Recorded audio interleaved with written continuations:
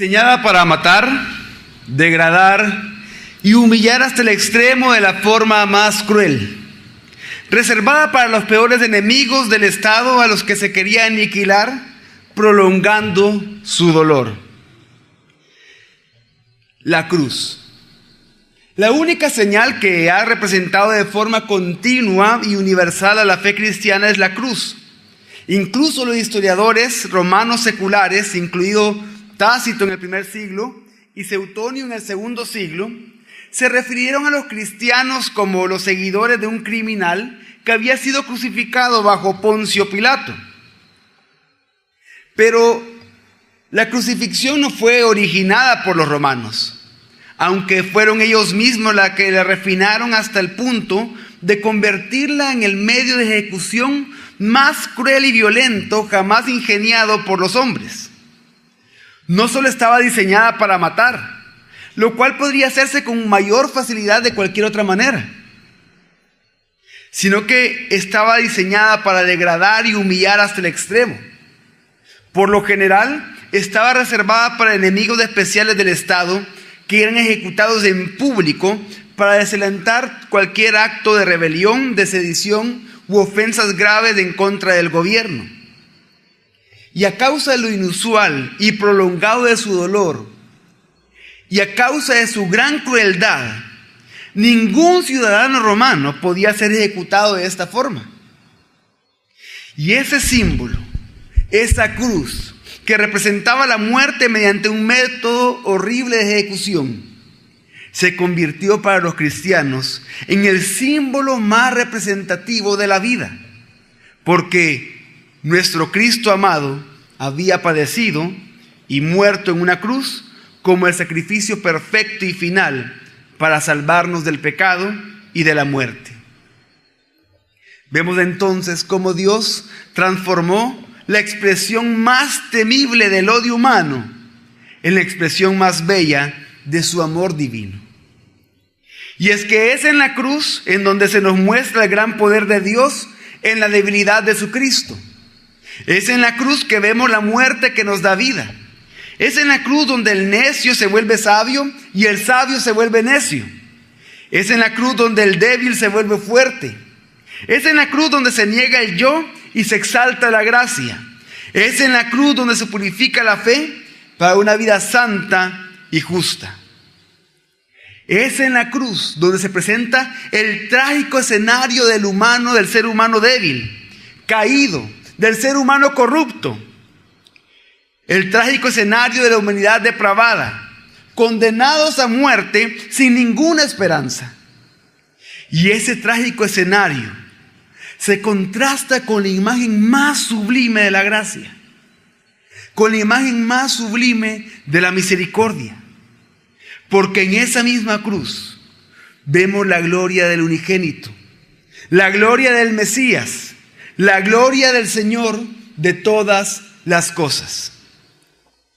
Y es que el Dios eterno, autoexistente e inmutable, el Dios creador de todas las cosas, todopoderoso que sustenta todas las cosas con la palabra de su poder, el Dios supremo, soberano, santo, el Dios omnisciente, sabio, omnipresente, el Dios justo, misericordioso y bueno, el Dios de gloria se humilló a sí mismo al hacerse en forma de hombre y siendo plenamente hombre y plenamente Dios decidió glorificarse dando su vida en la cruz para salvar a muchos.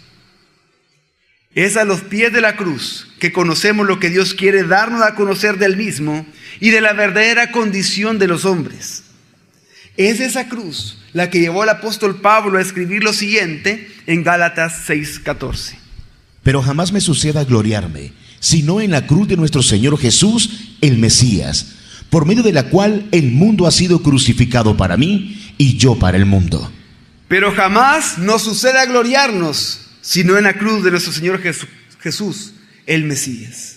Y es que en este primer fin de semana del año, yo le quiero dar la bienvenida a su iglesia, le quiero dar la bienvenida a su casa, le quiero dar la bienvenida a su familia y lo quiero felicitar también por comenzar el año de la mejor manera, rindiéndole culto de oración a nuestro Señor Jesucristo. Y es que en este primer fin de semana del año, yo sé que muchos ya se han propuesto distintas cosas para este 2014 que estamos iniciando apenas. Pero no importa lo que usted se haya propuesto en cuanto a su vida familiar, en cuanto a su vida sentimental, en cuanto a su vida profesional, en cuanto a sus estudios. Hay una propuesta que usted se debe de hacer. Ya no más gloriarse en usted, ya no más gloriarse en su conocimiento, en su sabiduría, ya no más gloriarse en sus capacidades, en su propia fuerza, ya no más gloriarse en sus posesiones o en sus riquezas. Sino que si nos vamos a gloriar, gloriémonos en la cruz de nuestro Señor Jesús, el Mesías. Pero ¿por qué gloriarnos? ¿Por qué gloriarnos de un instrumento de muerte? ¿Por qué gloriarnos de un instrumento de humillación? ¿Por qué deberíamos de proponernos al inicio de este año gloriarnos en la cruz? Y es que nos gloriamos en la cruz por el poder que ésta tiene. Y para poder entender mejor el poder de la cruz en nuestras vidas, vamos a estudiar un pasaje que es Gálatas 6:14 al 16, que dice de la siguiente manera: Pero jamás me suceda gloriarme, sino en la cruz de nuestro Señor Jesús, el Mesías, por medio de la cual el mundo ha sido crucificado para mí y yo para el mundo. Porque ni la circuncisión es algo, ni la incircuncisión, sino la nueva creación. Y todos los que caminen según esta norma, paz y misericordia sobre ellos y sobre el Israel de Dios. Y es que nos debemos de gloriar en la cruz de Cristo, porque tiene el poder para hacer tres cosas que vamos a exponer según este pasaje. Primero, la cruz tiene el poder para libertarnos de la servidumbre al mundo. ¿Qué es lo primero? Tiene el poder ¿para qué? Para libertarnos de la servidumbre al mundo. La cruz también tiene el poder para hacer lo que la carne no puede hacer. ¿Qué es lo segundo entonces? Que la cruz tiene el poder ¿para qué? Para hacer lo que la carne no puede hacer. Y tercero, la cruz tiene el poder para traer salvación. Comencemos con la primera de estas tres cosas. La cruz tiene el poder para libertarnos de la servidumbre al mundo. Por eso que Gálatas 6:14, una vez más lo vamos a leer, que dice de la siguiente manera: Pero jamás me suceda gloriarme, sino en la cruz de nuestro Señor Jesús, el Mesías, por medio de la cual el mundo ha sido crucificado para mí y yo para el mundo. Y es que la primera razón por la que nosotros, los hijos de Dios, deberíamos de gloriarnos en la cruz es porque es por medio del sacrificio de la cruz que se nos ha librado de ser esclavos del sistema de maldad del mundo, sistema que está encabezado por Satanás y sus demonios. Y es que a la luz de esas bendiciones inmensurables, de esas bendiciones incontables de la cruz, Pablo es que dice: el mundo ha sido crucificado para mí y yo para el mundo. Y es que cuando nos referimos al mundo, como lo hemos explicado en otras ocasiones, en este pasaje el mundo se refiere aquí al sistema satánico bajo el cual la humanidad se encuentra en servidumbre a causa del pecado. Es un sistema de gobierno ejercido por Satanás y por sus demonios, en el que están todos aquellos que no han sido librados de la esclavitud del pecado, todos aquellos que no han sido redimidos, todos aquellos que aún continúan bajo el gobierno, bajo el reino de las tinieblas y no han sido trasladados al reino del amado Hijo de Dios. Por eso que el apóstol Juan en 1 de Juan 5:19 declara que el mundo entero está bajo el maligno. El mundo entero yace, como dicen otras versiones, yace bajo el maligno. Y esta palabra yacer bajo el maligno, en su idioma original en griego, significa estar rendido, estar postrado, estar inutilizado e incapacitado frente a. Quiere decir que el mundo entero está rendido bajo el poder del maligno, incapacitado frente al maligno, sujeto al maligno. Y es que no importa qué persona sea, cualquier persona, ya sea muy religiosa y no importa qué religión practique, una persona atea o una persona agnóstica, si no conoce a Cristo, es esclava del sistema satánico del mundo. Es por eso que debemos de gloriarnos en la cruz. Es por eso que debemos de gloriarnos en el sacrificio perfecto que fue realizado en la cruz. Porque debemos reconocer cuál era nuestra condición lejos de Cristo. Condición que resume muy bien Efesios 2, del 1 al 3, que dice de la siguiente manera. En cuanto a vosotros, estabais muertos en vuestros delitos y pecados, en los cuales anduvisteis en otro tiempo, según el curso de este mundo, conforme al príncipe de la potestad del aire, del espíritu que ahora actúa en los hijos de desobediencia. Entre ellos también vivimos todos nosotros en otro tiempo, en los deseos de nuestra carne, haciendo la voluntad de la carne y de los pensamientos, y éramos por naturaleza hijos de ira, lo mismo que los demás. Y es que el versículo nos establece que en otro tiempo, todos nosotros acá, todos nosotros que estamos llamados a gloriarnos en la cruz de Cristo, aquellos que hemos recibido sin merecer la gracia de Dios, su infinita misericordia y su bondad, aquellos que hemos recibido el amor por medio del sacrificio de Cristo en esa cruz, todos nosotros en otro tiempo seguíamos del curso de este mundo. Curso de este mundo que estaba dominado bajo el príncipe de la potestad del aire, bajo Satanás. Nuestras vidas eran víctimas de este sistema. Nuestras vidas eran vidas sin sentido alguno, sin esperanza, sin propósito, sin ninguna razón de ser. Pensábamos que nosotros mismos dominábamos nuestra vida, que nosotros mismos dominábamos nuestro destino, que nosotros mismos tomábamos nuestras propias decisiones, pero la Biblia no nos dice eso. Dice que todos seguíamos bajo el curso de este mundo, que todos estábamos arrastrados por la corriente de este mundo. ¿Qué decisión puede tomar alguien que está arrastrado por una corriente? Ninguna. Puede luchar por un momento, pero en algún momento se va a cansar. Es como que usted vaya en un río con un gran caudal y la corriente lo esté llevando y usted quiera luchar e ir en contra de la corriente. Por algún momento lo va a poder hacer, pero de repente no va a quedar más que bajar los brazos y dejarse llevar. ¿Qué decisión puede tomar alguien ahí? Ninguna.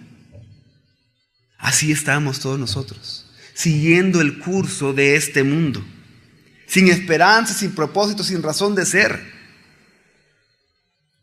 También era una vida regida por la carne, que de manera natural e inevitable sigue los dictados del sistema de maldad promovido por el mundo. Bien sea con una inmoralidad expresa, expresando todo lo que pecaminoso que el ser humano puede ser, o queriendo guardar una imagen de aparente piedad, pero siendo gratificado diariamente, sirviendo a sus propios placeres. Y es que así nos encontrábamos la mayoría de los que estamos en este lugar. Pero que ahora, por la gracia de Dios y por el sacrificio de la cruz, en la que nos debemos de gloriar, ya no somos más esclavos del mundo. Pero también me quiero dirigir a los amigos que nos acompañan en esta mañana. Yo quiero decirle que no importa lo que usted haya vivido, lo que usted haya logrado, sin Cristo usted es esclavo de este mundo. Sin Cristo, no importa los logros que haya tenido, los conocimientos que usted tenga o las posiciones que usted tenga. Sin Cristo, usted es esclavo de este mundo. Sigue el curso de este mundo. Su vida, así como la mía antes de conocer a Cristo, no tiene sentido alguno. Su vida no tiene ningún propósito de ser. El propósito único de su vida es despertar, trabajar, dormir. ¿Para qué? ¿Para qué? Para que siga el curso de este mundo que está bajo la potestad de Satanás. Y para manifestar que usted, así como muchos de nosotros éramos antes, es un hijo de ira. Y que en el momento que muera se va a dar cuenta del despropósito tan grande de su vida, experimentando el castigo eterno. Y es por eso que los cristianos nos debemos gloriar en la cruz. Porque al saber esto, al saber que la cruz nos libró de la esclavitud del mundo, debemos de vivir agradecidos porque el mundo es corrupto. No podemos negar que el mundo es corrupto. El mismo apóstol Pedro lo escribió en su segunda carta, 2 de Pedro 1:4, dice lo siguiente: por medio de las cuales nos ha dado preciosas y grandísimas promesas, para que por ellas llegarais a ser consubstanciales con la naturaleza divina, habiendo huido de la corrupción que hay en el mundo a causa de la concupiscencia. Y es que nosotros, por medio del sacrificio de la cruz, por medio de la resurrección de Jesucristo, por medio de esa regeneración producto del Espíritu Santo, se nos han dado en la palabra de Dios preciosas y grandísimas promesas. Usted, mi hermano, mi hermana, tiene preciosas y grandísimas promesas. Y es por medio de ellas que llegamos a ser consubstanciales, que llegamos a ser partícipes de la naturaleza divina que ha sido puesta en nosotros, por medio de la simiente de Dios que está en nosotros, por medio de la vida de Cristo que está en nosotros. Y es por medio de este mismo sacrificio y esta nueva vida que recibimos que hemos huido de la corrupción que hay en el mundo. Y es que el mundo es corrupto. Lo podemos ver diariamente. Basta con que usted vea cualquier noticiero, vea cualquier periódico y se va a dar cuenta cómo el mundo es corrupto. Y todo lo que produce el mundo es corrupto también. Pero el mundo, además de ser corrupto, el mundo será juzgado. Primera de Corintios 11:32 dice: pero siendo juzgados, somos disciplinados por el Señor, para que no seamos condenados con el mundo. Y aquí este versículo es un versículo muy importante que vale la pena aclarar su significado. Dice que nosotros somos juzgados. ¿Pero en qué sentido somos juzgados los hijos de Dios? Somos juzgados dentro de la iglesia de Cristo. Somos juzgados dentro de la iglesia local, por medio de la disciplina eclesiástica. ¿Para qué? Para que siendo juzgados con la disciplina eclesiástica, que es según la palabra de Dios y no es según ningún capricho de hombre, sino que según la palabra de Dios, siendo juzgados con justo juicio, seamos disciplinados por el Señor. Porque el Señor a los que ama, ¿qué? Disciplina. Él disciplina a todos los que ha tenido por hijos. Es por eso que hay una disciplina eclesiástica.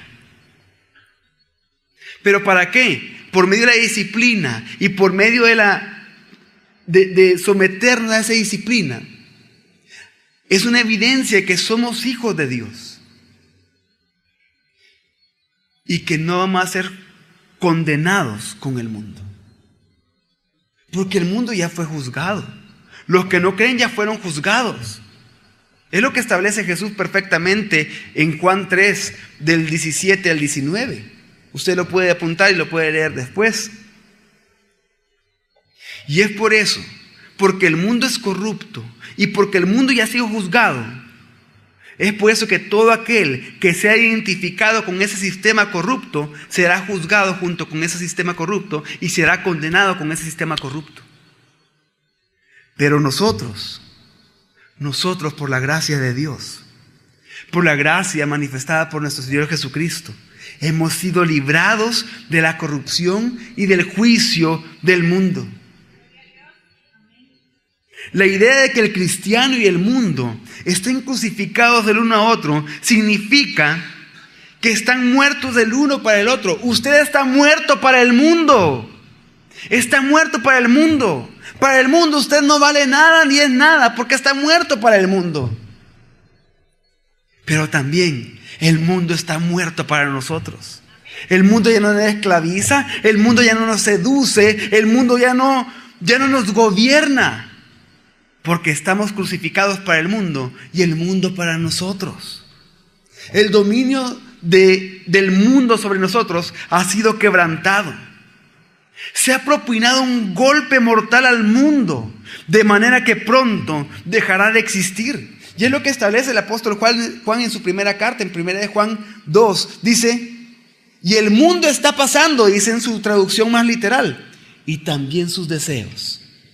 Pero el que hace la voluntad de Dios permanece para siempre. Y que con cada segundo que está pasando en el reloj, con cada minuto que pasa, con cada hora, cada día, cada semana, El mundo está pasando y los deseos del mundo están pasando.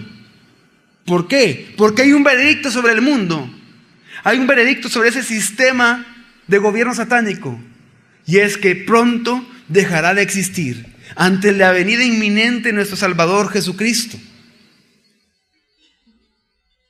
Por eso es de que debemos de estar conscientes de que el mundo está muerto para nosotros. Porque aún así, el mundo aún puede influenciarnos y atraernos. Si nosotros no estamos conscientes que debemos de gloriarnos en la cruz, en donde el mundo está crucificado para nosotros y nosotros para el mundo. Por eso es necesario que recordemos constantemente lo que Jesús oró al Padre en Juan 17:6, 11, 15 y 16. Manifesté tu nombre a los hombres que del mundo me diste. Tuyos eran y me los diste y han guardado tu palabra. Aquí quiero hacer una aclaración. En este primer versículo, en Juan 17:6, cuando dice manifesté tu nombre a los hombres que del mundo me diste, ahí no solo está refiriendo específicamente al sistema de gobierno satánico que explicamos anteriormente, se está refiriendo al cosmos en general, se está refiriendo a la creación en general, a aquellos que tú me has dado de esta creación, a aquellos que tú has elegido para dármelos a mí, a ellos le manifesté tu nombre. Tuyos eran y me los diste y han guardado tu palabra. Y el versículo 11 sigue diciendo: ya no estoy en el mundo, pero ellos están en el mundo. Yo voy a ti, Padre Santo. Guárdalos en tu nombre, el cual me has dado, para que sean uno como nosotros. No ruego que los quites del mundo, sino que los guardes del mal. No son del mundo, como yo no soy del mundo. Ya en el versículo 11, 15 y 16, cuando dice la palabra mundo, sí ya se refiere a ese sistema de gobierno satánico al que nos referimos anteriormente. Es por eso que dice, no ruego que los quites del mundo, sino que los guardes del mal que hay en el mundo. No son del mundo, no pertenecemos al mundo. Nuestro origen espiritual no está identificado con el mundo como estaba antes. ¿Por qué? Porque Jesucristo nada tiene que ver con el mundo. Por eso es que la frase el mundo ha sido crucificado para mí y yo para el mundo también se relaciona con la posición espiritual que tenemos ante Dios. Cuando digo nosotros tenemos una posición espiritual delante de Dios, me refiero exclusivamente a los que somos hijos de Dios por haber confiado en Cristo para la salvación y a la unión espiritual con Cristo a través de la muerte en la cruz. Y es que es tan firme nuestra posición espiritual en Cristo que el apóstol Juan escribió en 1 Juan 5, 4 y 5 lo siguiente: porque todo lo que es nacido de Dios vence al mundo. Y esta es la victoria que ha vencido al mundo, nuestra fe. ¿Quién es el que vence al mundo, sino el que cree que Jesús es el Hijo de Dios? ¿Qué quiere decir esto? Esto se refiere a que tan pronto una persona es salva por gracia, por medio de la fe en Cristo Jesús, el pecado se vuelve un asunto muerto, la ley se vuelve un asunto muerto y el mundo se vuelve un asunto muerto. Es por eso que la frase el mundo ha sido crucificado para mí y yo para el mundo se refiere también a que nosotros los hijos de Dios en nuestra vida práctica manifestamos que estamos muertos al mundo. Pero ¿cómo hacemos eso? Demostrando que ya no tenemos interés en las cosas del mundo. Cierto, vivimos en el mundo con un propósito específico, para glorificar a Dios en este mundo que vivimos. Pero ya no tenemos que ser seducidos por la codicia de la carne, la codicia de los ojos y la vanagloria de la vida. Esas tres cosas que se manifiestan en el mundo y que son características del mundo están muertas para nosotros. Y nosotros estamos muertas para esas cosas ya. Ya el empresario, usted no vive para el mundo. Usted ya no vive para el mundo. Lo que usted pueda producir en su profesión, en su empresa o su negocio, no es para el mundo.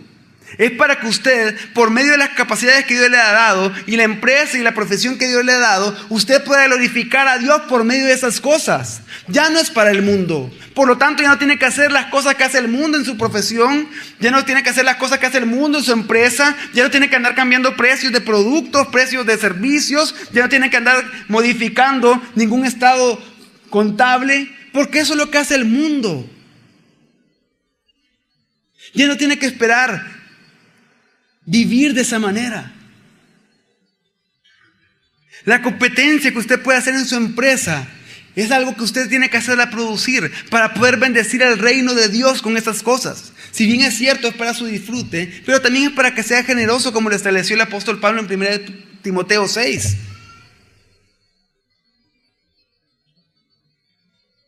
Ya los matrimonios no son como son los matrimonios para el mundo, en que se busca una autogratificación, que es un amor condicional. Su matrimonio no es como el mundo ni es para el mundo. Su matrimonio es para Dios, para la gloria de Dios, porque ha sido instituido por Dios para hacer una parábola que represente la relación de Jesucristo con su iglesia. Ya no tiene que vivir como el mundo ni anhelar las cosas del mundo. Pero es lamentable muchas veces. Es lamentable y es absurdo ver a hijos de Dios que actúan como actúa el mundo. ¿Qué pensarían ustedes si de repente van viendo ustedes entrar por aquella puerta a una persona que comienza a actuar como un chimpancé? Una persona que comienza a actuar como un chimpancé, haciéndole como un chimpancé, y moviéndose como un chimpancé, saltando como un chimpancé, se salta de las sillas como un chimpancé. ¿Qué pasaría a ustedes? Está loco, se ve ridículo, qué absurdo, ¿cómo puede hacer eso? No está actuando como lo que tiene que actuar, como una persona madura, como una persona normal, más si está entrando en una iglesia. Así de ridículos son los hijos de Dios, así de absurdos, así de estúpidos son muchos hijos de Dios que se quieren comportar como el mundo.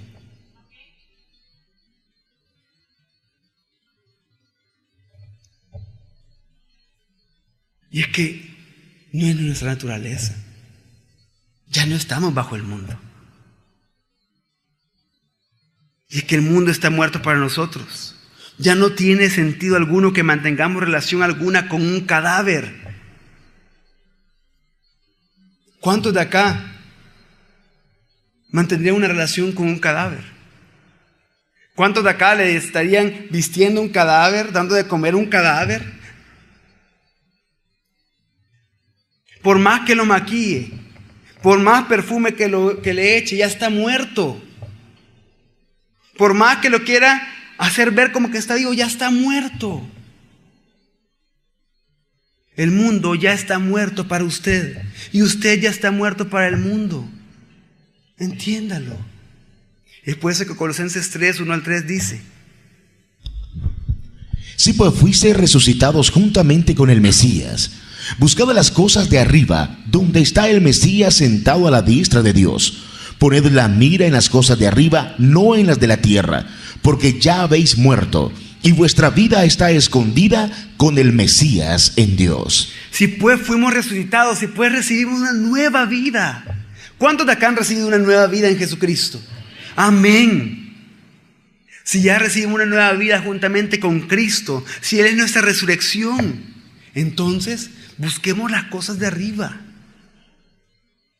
Busquemos las cosas celestiales. Busquemos las cosas de Dios. Pongamos la mira, concentrémonos, fijémonos. Apuntemos a las cosas de arriba. No, ya no pongamos la mira ni nuestra concentración en las cosas de la tierra. ¿Por qué? Porque ya estamos muertos. En Cristo ya estamos muertos al mundo. Ya estamos muertos al pecado. Y nuestra vida está escondida con Cristo en Dios. Nuestra vida está escondida con Cristo en Dios. Quiere decir que si nuestra vida está escondida con Cristo en Dios, ya no nos miramos nosotros, sino que es Dios en quien estamos escondidos. Gloriémonos en la cruz de Cristo, porque la cruz de Cristo nos ha librado de la servidumbre al mundo. Pero hay una segunda razón por la cual nos debemos de gloriar en la cruz de Cristo. ¿Quién se recuerda cuál es? Porque la cruz tiene el poder para hacer lo que la carne no puede hacer. Gálatas 6:14 al 15 dice lo siguiente: pero jamás me suceda gloriarme, sino en la cruz de nuestro Señor Jesús, el Mesías, por medio de la cual el mundo ha sido crucificado para mí y yo para el mundo. Porque ni la circuncisión es algo, ni la incircuncisión, sino la nueva creación. Y es que una segunda razón por la cual debemos de gloriarnos en la cruz de Cristo es porque es por el poder de la cruz para hacer lo que la carne debilitada y corrompida por el pecado, no puede hacer. Y es que acá menciona la circuncisión e incircuncisión. ¿A qué se refiere con eso? Es que no importa la circuncisión o no importa la incircuncisión. Ninguna de las dos vale nada. El apóstol Pablo menciona esto porque desde el principio de la carta a la iglesia de Galacia, de la carta a los Gálatas, él está estableciendo de que los Gálatas se han desviado, muchos de los de la iglesia de Galacia se habían desviado, creyendo un evangelio por obras, creyendo en una salvación por obras, adulterando el evangelio, y muchos estaban predicando otro evangelio que era maldición. Por eso es que le dice en Gálatas 3, Gálatas tontos, Gálatas idiotas, les dice. ¿Tan tontos son que habiendo comenzado por el Espíritu quieren terminar por la carne? Su salvación no fue por sus obras, su salvación fue por gracia. ¿Cómo es que ahora quieren mantener eso o perfeccionarla por obras? Eso es una tontera total. Y es por eso dice que ya no importa la circuncisión ni incircuncisión, ya ninguna de las dos vale nada.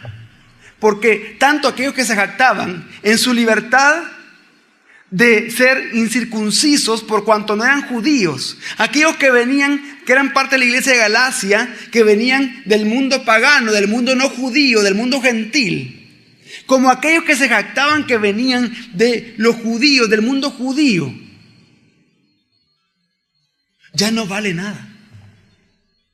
Ambos representan lo inútil de vivir en sistemas religiosos o lo inútil de vivir sin ningún sistema religioso. Tanto si una persona sin Cristo no es religiosa, como una persona sin Cristo es religiosa, es lo mismo. Los dos están muertos espiritualmente. De nada le vale a uno no ser religioso y de nada le vale al otro ser religioso. Son hijos de ira también, ambos. De una u otra manera, esos sistemas se apoyan en la carne y en consecuencia son totalmente inútiles. Por lo tanto, no tienen valor alguno para alcanzar salvación. Y es por eso que me quiero volver a dirigir a los amigos que nos acompañan. Yo no sé si usted, como muchos de los que estamos acá, ha vivido en una religión por mucho tiempo, haciendo y practicando lo que una religión le dice. No importa cualquier práctica de cualquier religión en la que usted está, no importa cuán fiel sea esas prácticas de esa religión, usted jamás, nunca será salvo por esa religión. Porque no hay religión en el mundo que pueda salvar al ser humano. No existe. Porque la religión es el intento del ser humano para acercarse a Dios. Pero es que no importa todo el esfuerzo que nosotros hagamos por nuestros propios medios para conocer a Dios. Lo que importa es que si antes hemos sido conocidos por Él, no importa que usted diga que ha amado a Dios. Si usted no es amado por Dios, usted no puede amar a Dios. No importa todo el esfuerzo o todo el tiempo que dedica a una religión. Eso no lo puede salvar. Asimismo, sé que hay amigos que nos acompañan en esta mañana y que ustedes, por distintas razones, no practican ninguna religión, sino que se dejan guiar por sus propios pensamientos, por distintas cosas, por ciencias o por filosofías. Y piensan que solo teniendo una vida recta van a alcanzar el cielo. Les quiero decir que todo lo que ustedes están haciendo es totalmente inútil. No los va a llevar a ningún lado. Bueno, sí, al infierno. Es totalmente inútil.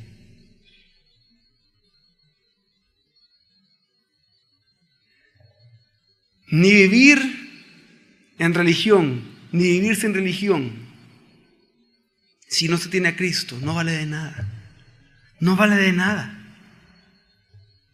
Solo es por medio del poder de la cruz que nosotros pasamos de ser pecadores gobernados por Satanás en el sistema del mundo, a ser una nueva creación. Por eso el apóstol Pablo escribió en 2 Corintios 5:17. De modo que si alguno es nueva criatura en el Mesías, las cosas viejas pasaron, he aquí son hechas nuevas. Y aquí le está hablando al Hijo de Dios. Usted es una nueva criatura en el Mesías. Ya las cosas viejas pasaron. Ya vivir conforme a ritos, a tradiciones, a prácticas de la religión, eso ya pasó. Ya vivir conforme a filosofías, eso ya pasó también. Pero lo que pasa es de que, así como la cruz tiene el poder para hacer lo que la carne no puede hacer, y por eso no debemos de gloriar en ella y en el sacrificio de Cristo en la cruz. Es importante que como hijos de Dios recordemos que todo lo que nosotros queramos producir por nuestra propia carne no vale de nada. Lo nacido de la carne, carne es, no vale de nada. Todo lo que usted no haga para la gloria de Dios, conforme a la palabra de Dios, no vale de nada. Usted puede pensar que está adorando a Dios, pero si no está adorándolo en espíritu y en verdad, no vale de nada. Si no lo está adorando con la conciencia de que usted es un ser espiritual, con un espíritu vivo por causa de Jesucristo que habita en usted, y si no lo adora en base a la verdad de la palabra, es infructuoso, viene de su propia carne. No importa que tan caritativo o altruista sea usted, no vale de nada, mi hermano. No vale de nada, hermana. No vale de nada. Cualquier esfuerzo que provenga de su propia carne, aún usted diciendo que es para agradar a Dios, eso no es adoración a Dios. Porque Dios solo recibe adoración en Jesucristo, en nadie más. Solo por medio de Jesucristo y en Cristo podemos adorar a Dios. Por lo tanto, solo por medio de una vida que esté centrada en Cristo y en su palabra es que podemos producir obras que pueden adorar a Dios. De lo contrario, no lo podemos hacer. Entendamos, no. Aunque esté en una iglesia cristiana evangélica, pero puede caer también en hacer obras infructuosas. Es por eso que en Corintios también el apóstol Pablo establece, hablando del tribunal de Cristo, de que va a haber el día que vamos a tener que comparecer ante el tribunal para recibir lo que cada uno practicó estando en la carne, estando en el cuerpo. Y dice que si las obras de alguno son de oro, plata o piedras preciosas, al ser probadas por el fuego van a permanecer y van a recibir recompensa. Pero que si las obras de alguno de otro, y está hablando de hijos de Dios, son de madera, heno o hojarasca, al ser probadas por fuego, ¿qué va a pasar? Se van a desvanecer, van a desaparecer, se van a convertir en cenizas. Y esas sufrirán pérdida, dice. No está hablando de perder la salvación. Pero lo que pasa es que muchos de nosotros nos hemos acostumbrado a que por imagen o por autogratificación o por lo que sea, a hacer obras de madera, heno y hojarasca, obras que de nada valen, que de nada sirven.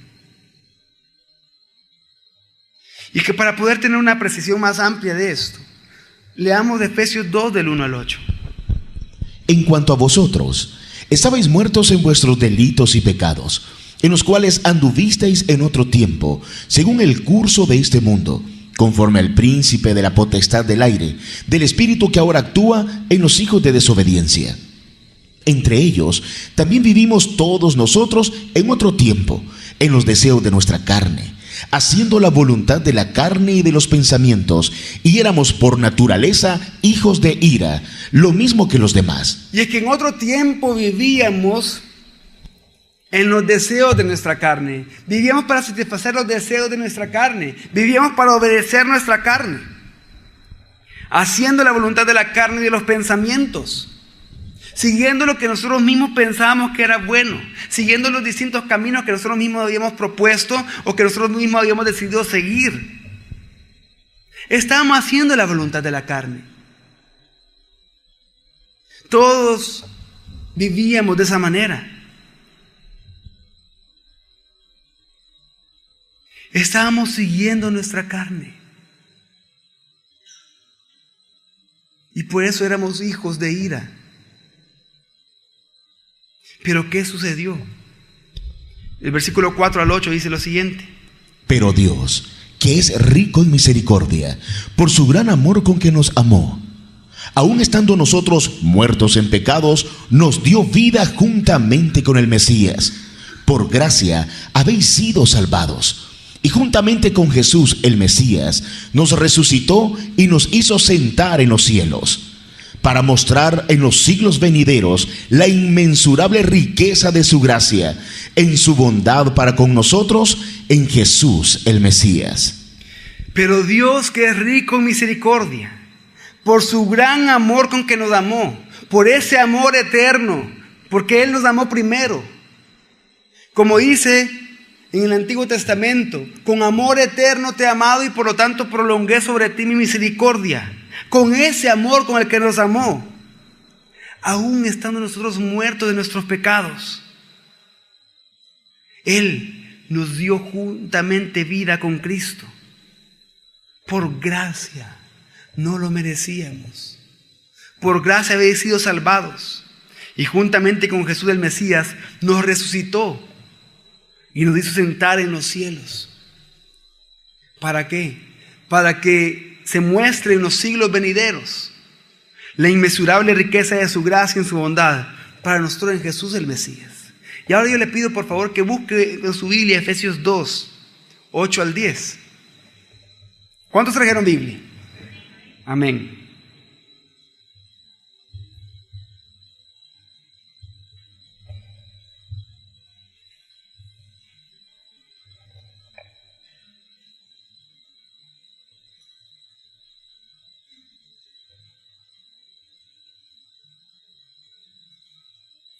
Dice, porque por gracia que habéis sido salvados, ¿por medio de qué? Y esto no es de nosotros, sino es don de Dios. Quiere decir que nosotros hemos sido salvos por gracia, no por ninguna obra nuestra. Por la fe, que ni siquiera de nosotros mismos procede, sino que es un regalo de Dios. No ha sido por obra de la carne, sino por la obra y mérito de Jesucristo en la cruz y su resurrección.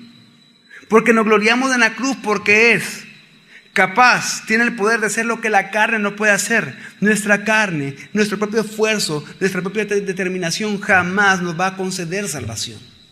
Por eso que dice luego el versículo 9, no por obras, ¿para qué? Para que nadie se gloríe.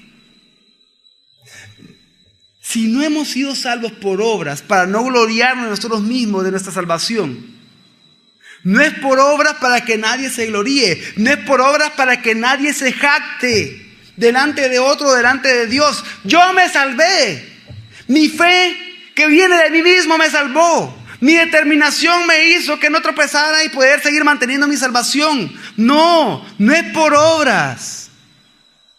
No es por obras para que nadie se gloríe, nadie se jacte, sino que es por gracia, para que nosotros podamos decir una vez estemos frente al trono celestial, no a nosotros, Señor, no a nosotros, sino a tu nombre sea la gloria, por tu misericordia y por tu verdad. Hemos sido salvos por gracia, no por obras.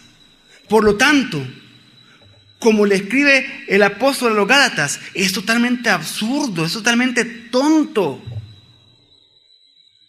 que queramos entonces, sabiendo que hemos sido salvos por gracia y no por obras, querer vivir una vida cristiana por obras y no por la gracia, y no según la gracia. ¿Que acaso se nos olvida que por la gracia de Dios somos lo que somos?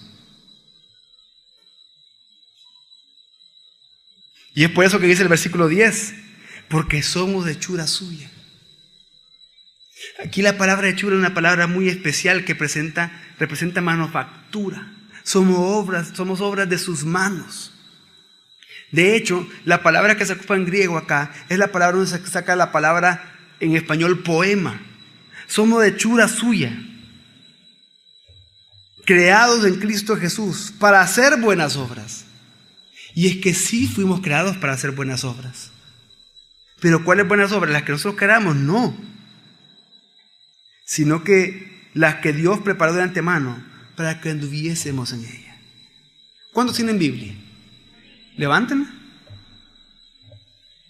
Para obedecer la palabra, Dios lo ha creado. Esas son las buenas obras que Él estableció de antemano para que anduviese usted en ellas. Nada fuera de ahí.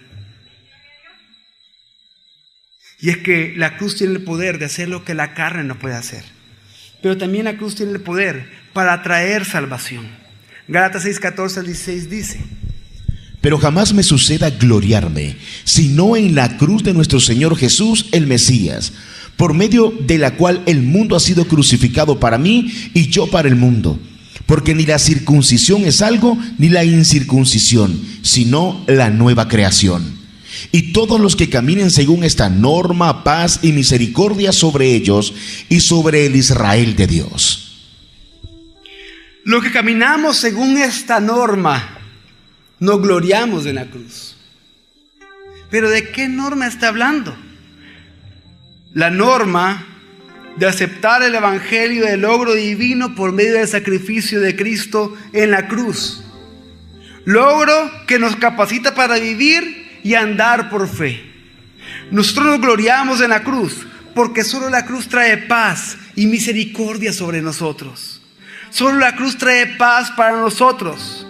Solo por medio de la fe puesta en Jesucristo y en su sacrificio tenemos paz para con Dios. Por eso que dice Romanos 5:1, justificados pues por la fe, tenemos paz para con Dios.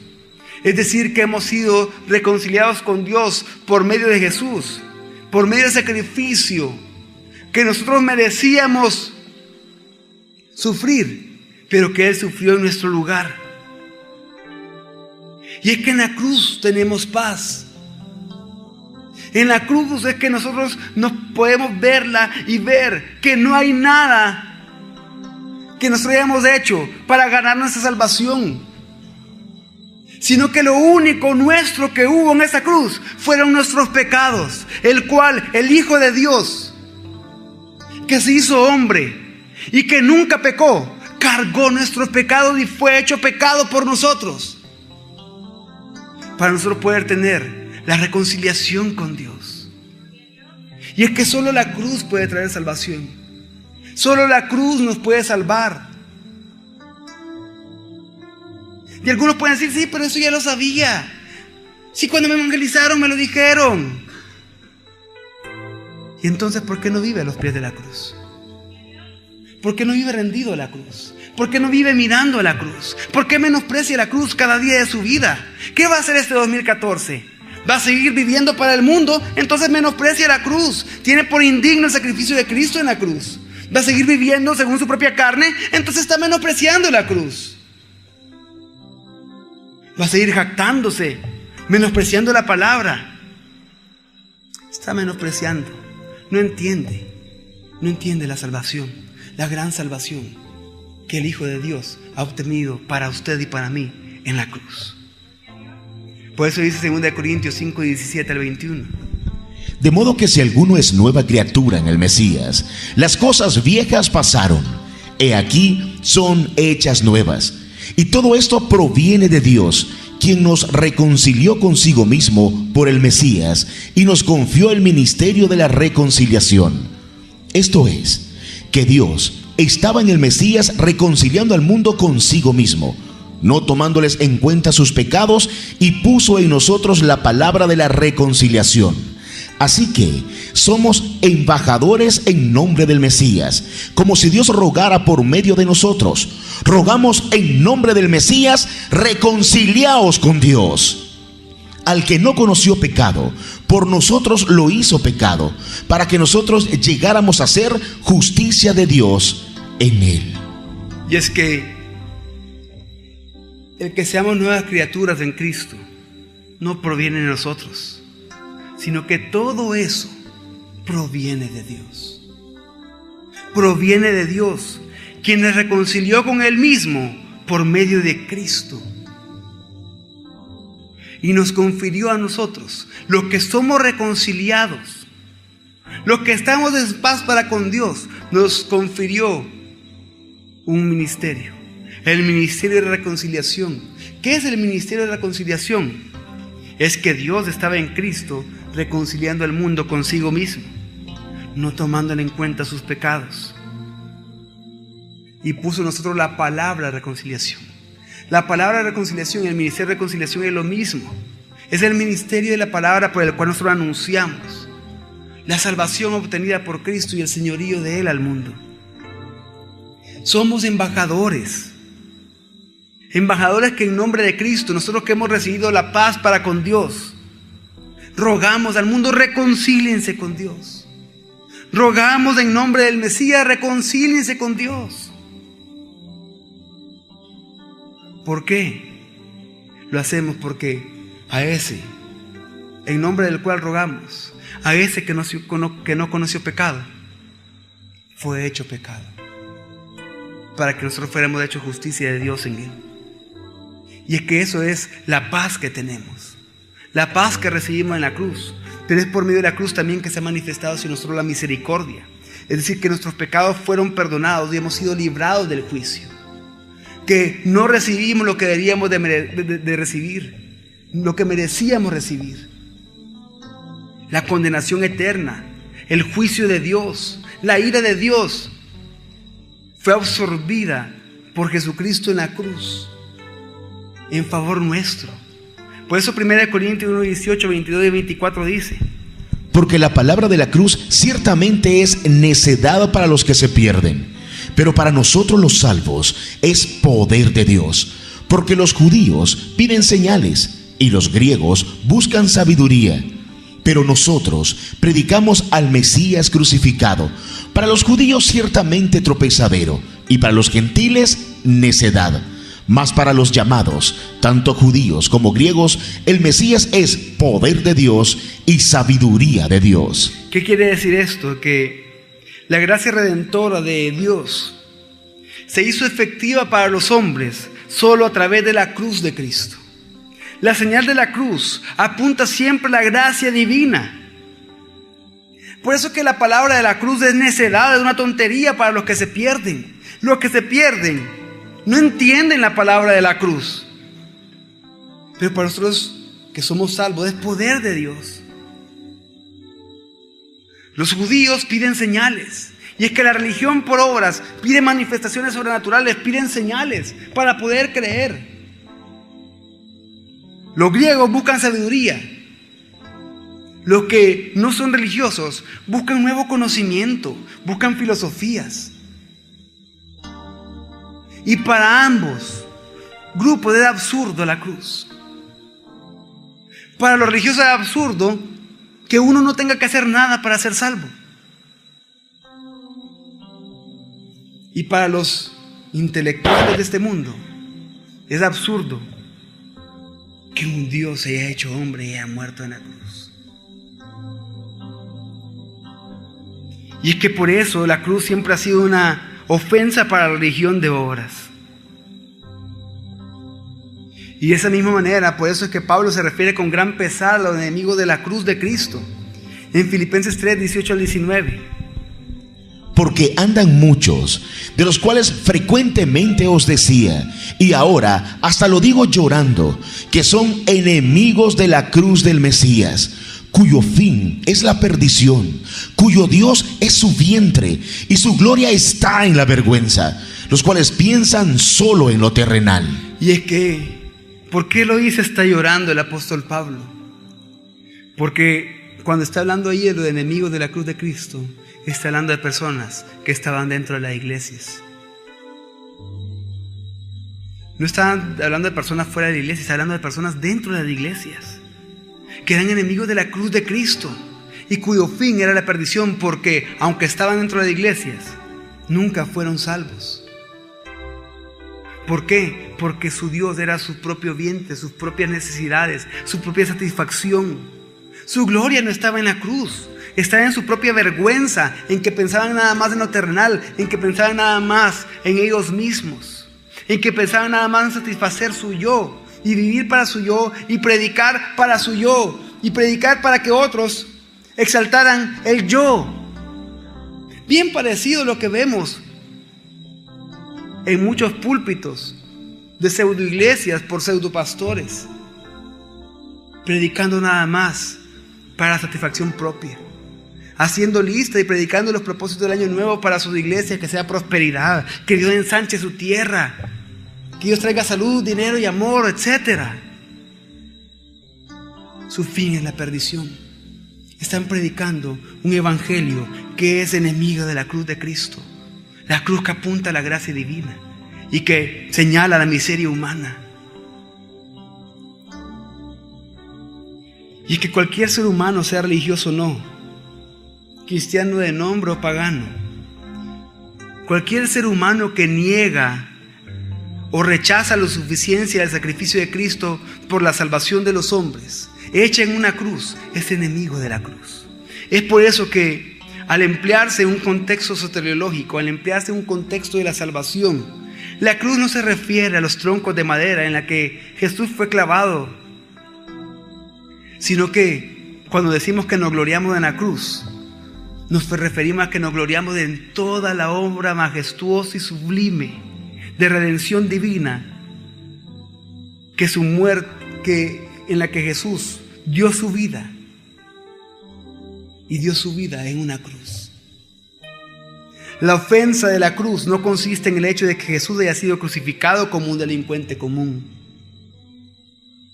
La ofensa que de la cruz para los religiosos y para los no religiosos es la verdad de la expiación por sustitución que no da lugar al orgullo. Es decir, que el Hijo de Dios, el Cordero Santo y sin mancha, murió por mí que soy pecador. Porque la ofensa de la cruz es decirme, tú eres pecador, tú merecías de estar en esa cruz. Tú indigno, tú impuro, tú impío, tú miserable. Tú muerto en delitos y pecados, tú esclavo del mundo, tú esclavo de tu carne, tú esclavo de Satanás. Tú no merecías la salvación, pero Él te la dio en esa cruz. Cualquier jactancia se va, cualquier orgullo cae desvanecido frente a la cruz. Y entonces es cuando al ver la santidad del Dios que se fue crucificado, y al ver mi pecado, al ver su poder y al ver mi debilidad, al ver su grandeza y al ver mi miseria, no hay nada más que yo pueda hacer que caer rendido a la cruz y alabar su gracia y decirle, gracias Señor por la cruz, gracias Señor por la cruz. Y al recordar eso, aquellos que han menospreciado todo el 2013 la cruz, díganle gracias Señor por la cruz. Este 2014, Señor, yo me gloriaré en tu cruz. Ya no más en querer vivir para el mundo, ya no más en querer hacer lo que mi carne quiera hacer, sino que en la cruz. Debido a que la obra redentora de la cruz resta importancia a todos los sistemas religiosos por obras humanas, siempre es una causa de ofensa y persecución. En todo el libro de Hechos, los cristianos sufrieron oposición y persecución, la más cruenta persecución al proclamar el poder de la cruz, porque la cruz señala la verdadera condición del ser humano. La cruz exponía la culpabilidad, la cruz exponía su maldad e inutilidad para hacer lo bueno. La cruz señalaba que los que debían haber estado ahí éramos nosotros. Por eso nos gloriamos en la cruz. Por eso nos gloriamos en la cruz. Y al conocer que nos debemos de gloriar en la cruz, debemos saber que la cruz nos debe llevar a alabar eternamente la gloria de Dios. Y es que para poder alabar la gloria de Dios, para poder alabar la gloria de su gracia y para poder ser para alabanza de su gloria, debemos mirar constantemente y gloriarnos en la cruz de Cristo. ¿Por qué? Isaías 53, del 1 al 9, dice lo siguiente. ¿Quién ha creído nuestro anuncio? ¿Sobre quién se ha manifestado el brazo del Señor? Subirá cual renuevo delante de él, pero como raíz de tierra seca, no habrá en él parecer ni hermosura. Lo veremos, pero sin atractivo para que lo deseemos. Despreciado y desechado entre los hombres, varón de dolores, experimentado en quebranto, escondimos de él el rostro. Fue menospreciado y lo tuvimos por nada. Él mismo cargó con nuestras enfermedades y llevó nuestros dolores, y nosotros lo consideramos como herido, azotado y humillado por Elohim. Pero él fue traspasado por nuestras transgresiones, molido por nuestros pecados. El precio de nuestra paz cayó sobre él, y por su herida fuimos sanados. Todos nosotros nos descarriamos como ovejas, cada cual se apartó por su camino, pero el Señor cargó en él el pecado de todos nosotros. Siendo oprimido, aunque fue él quien se humilló a sí mismo, no abrió su boca. Como cordero fue llevado al matadero, y como la oveja enmudece ante sus trasquiladores, así no abrió su boca. Con violencia, mediante juicio fue quitado, y de su generación, ¿quién consideró que fue cortado de la tierra de los vivientes y llegado por la transgresión de mi pueblo? Y dispusieron su sepultura con los impíos, pero con el rico fue su tumba, y aunque nunca hizo maldad, ni hubo engaño en su boca. Y es que de estos versículos podremos comprender que detrás de la muerte de Jesús, detrás de todo el sufrimiento humano, había un plan divino. Un plan que estaba preparado y diseñado desde la eternidad y para la eternidad, y que la muerte de Jesús y todo el sufrimiento que eso conllevaba estaba dentro de ese plan. Un plan que Dios diseñó y que revela en su palabra para poder llevar a cabo la meta de su voluntad. Un plan que el Dios triuno lo realiza porque persigue una meta suprema. Un plan que nació en la voluntad del Padre, en el seno de la voluntad del Padre. Y cumplir ese plan era el deseo del Hijo. Y esta voluntad de Dios posee un propósito, un fin claro y absoluto por el cual Dios hace todas las cosas. Y ese fin claro y absoluto por el cual Dios hace todas las cosas es su gloria. Es su gloria. Y es por eso que nosotros debemos de vivir con nuestros ojos puestos en Jesús. Hebreos 12:2 dice: puesto los ojos en Jesús, el autor y consumador de la fe, el cual, por el gozo puesto delante de él, soportó la cruz, y despreciando el oprobio, se ha sentado a la diestra del trono de Dios. Ese gozo consiste en que la voluntad del Padre se había cumplido, en que la voluntad del Padre había triunfado en la mano del Hijo, y al ver la voluntad del Padre triunfando en la mano del Hijo desde la cruz, él desde la cruz vio a su descendencia, como dice Isaías 53:10. Plugo al Señor quebrantarlo, quiso el Señor quebrantarlo y someterlo a padecimiento. Cuando se haya puesto su vida en sacrificio expiatorio, verá a su descendencia, vivirá por días sin fin, y la voluntad del Señor triunfará en su mano. Es por eso que al mirar la cruz de Cristo, al gloriarnos en la cruz de Cristo, y al tener nuestra mirada fija ahí, vemos más que un lugar de muerte. Vemos un lugar de vida eterna y de gloria eterna. Vida eterna para los que creemos en Él, y gloria eterna para el Dios triuno que nos salvó.